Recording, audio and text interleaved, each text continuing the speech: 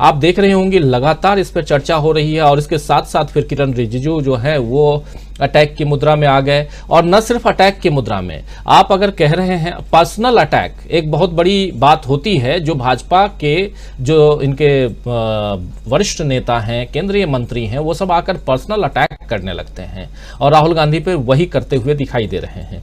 क्या लगता है आपको, क्या ये जो 7 दिनों की राहुल गांधी की ब्रिटेन की यात्रा इतनी सफल यात्रा हो गई कि अब उससे छुटकारा पाना या उससे अपने आप को, अपनी पार्टी को आगे बढ़ाना, ये बीजेपी के लिए परेशानी का सबब बन गया है? यानी राहुल गांधी एक लंबी लकीर वहां भी खींच करके आ गए हैं, यहां देश में तो खींच कर गए ही थे भारत जोड़ो यात्रा के दरमियान, लेकिन अब वहां भी खींच करके आ गए हैं, जिससे परेशान हो गई है भाजपा, ये माना जाए? जी राजीव जी, भाजपा की मुश्किल ये है कि राहुल गांधी की भारत जोड़ो यात्रा की गूंज अभी शांत नहीं हुई थी, अभी भी हवा में तैर रही थी। उसके बाद तुरंत बाद ये विदेश की यात्रा आ गई और राहुल गांधी लगातार चौके छक्के जड़ रहे हैं। तो वो भाजपा को कभी उम्मीद भी नहीं थी कि जिसको कि उन्होंने इतनी एक अपमानजनक संबोधन राहुल गांधी के लिए दिया था, कि वो व्यक्ति इस तरीके से न केवल देश में बल्कि विदेश में भी अपने लोकतंत्र के ऊपर जो खतरे मंडरा रहे हैं या अपने लोकतंत्र के बचाव में वो व्यक्ति बात करने लगेगा।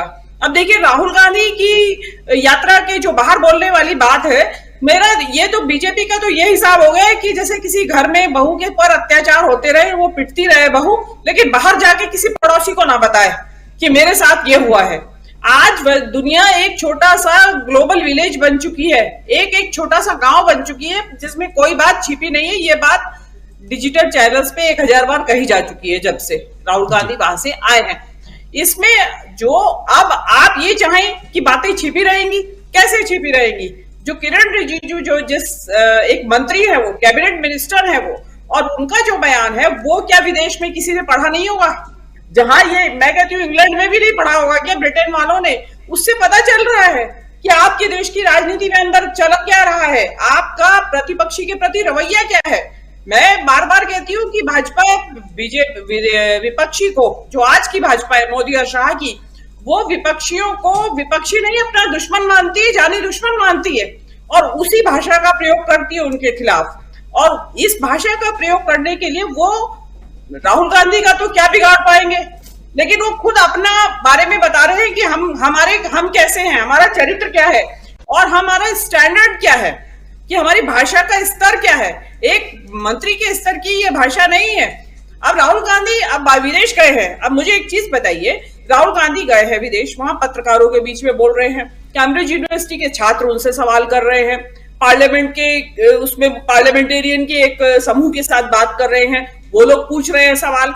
उन्होंने ये पूछा कि भाई भारत यात्रा आपने क्यों की, भारत जोड़ो यात्रा शुरू की, तो उसका जवाब बीजेपी चाहती है, उसका जवाब राहुल गांधी ये देते कि भाई मेरा वजन बहुत बढ़ रहा था, तो इसलिए मैं वजन घटाने के लिए 4000 किलोमीटर की यात्रा पे निकला। अब राहुल गांधी ये जवाब दे देते तो इनको सही लगता। राहुल गांधी ने वहां असलियत बता दी कि इस देश में लोकतंत्र खाली ईवीएम के जरिए लोग धोखाधड़ी करके चुनाव जीत लेने तक सीमित रह गया है। उसके बाद जो लोकतंत्र है उसका देश में नामो निशान नहीं है। आज सारी दुनिया देख रही है, सब देख रहे हैं कि दिन प्रतिदिन संवैधानिक संस्थाओं पे, स्वायत्त संस्थाओं पे हमले हो रहे हैं। और जो राहुल गांधी ने कहा है उसमें कोई भी शब्द गलत नहीं है। और अगर आपको लगता है राहुल गांधी देश तोड़ने की बात कर रहे हैं तो आप उनको अरेस्ट करिए। जो व्यक्ति देश तोड़ने की बात कर रहे हैं आप उसको अरेस्ट क्यों नहीं करते? मुकदमा दर्ज कीजिए, आप उनके खिलाफ लगाइए धाराएं जो आप लगा सकते हैं। और रही बात देश तोड़ने की बात या संघ के बारे में, फेडरलिज्म के बारे में जो राहुल गांधी कह रहे हैं, इसका खतरा आज से नहीं मंडरा रहा है और ये सब दिखाई दे रहा है सबको। ये देश के संविधान के फर्स्ट आर्टिकल में ही ये लिखा हुआ है, आर्टिकल नंबर 1 में ही ये लिखा हुआ है कि भारत राज्यों का एक संघ है, यूनियन ऑफ स्टेट्स है। तो उसमें आप उसकी इंटरप्रिटेशन से मुंह क्यों चुरा रहे हैं? क्यों? क्योंकि आप चाहते हैं, आपने जो अभी तमिलनाडु में किया, आप धर्म की राजनीति से देश तोड़ने में सफल हो गए हैं। देश को के दिलों को तोड़ दिया है, समूहों को, समुदायों को अलग अलग आपने कर दिया है, संप्रदायों में बांट दिया है, आपने नफरत का एक माहौल खड़ा कर दिया। तो अब आप राज्यों को राज्यों से लड़ाने के ऊपर उतर आए हैं। जो तमिलनाडु का आपने जिक्र किया, वो राज्यों को आपस में लड़ाने की ही बात है। आपके राज्य में मणिपुर और आसाम की पुलिस गुत्थम गुत्था हो जाती, खूनी संघर्ष होता है। 2.5-3 साल पहले की बात है, अगर आपको याद हो, उसमें पुलिस कर्मी भी मारे गए थे। तो आप कर क्या रहे हैं? मतलब तोड़ना तो आप चाहते हैं देश को। आपकी जो नीतियां चल रही है, मोदी जी जो है टकराववादी संघवाद को बढ़ावा दे रहे हैं।